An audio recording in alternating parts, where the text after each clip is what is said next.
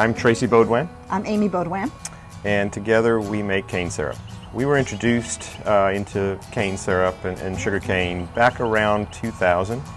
I had a cousin about a mile up the road that was making syrup, unbeknownst to me, and my mom asked me to go get some because she had an envie, a craving, to go and get some for some fresh pancakes.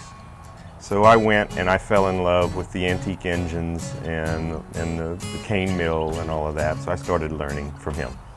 So the history of this particular tradition was always based around natural resources. So we had lots of land and sugar cane, so the obvious combination, especially with the warm climate, is to develop the sugar cane to start making sugar. Based on that, you would also make as many other things as you could out of the bagasse or whatever. One of the byproducts of making sugar is molasses, and if you don't take the sugar out of the molasses, you're left with syrup. So we're taking that intermediate step to make the syrup.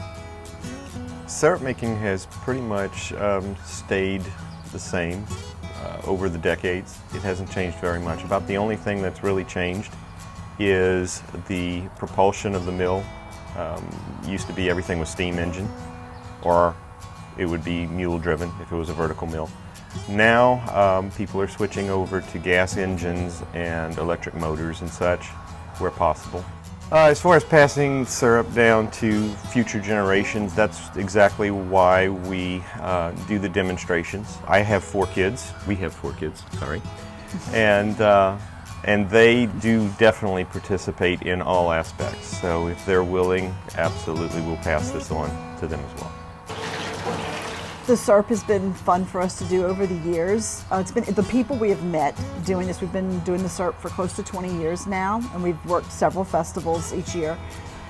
And people always come up and tell us how they remember coming home from school to fresh baked bread and Mama putting the butter on the bread and putting the syrup on the bread, or talking about the pancakes. And it's interesting to hear how much of an impact into people's lives the syrup has had, just to be in a tradition of South Louisiana.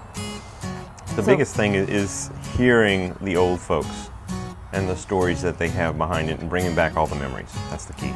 Many of them will tell us they remember helping out, making syrup at home with grandparents or great-grandparents, and just growing up with the different traditions. And it's interesting to keep the different traditions of the Louisiana culture alive.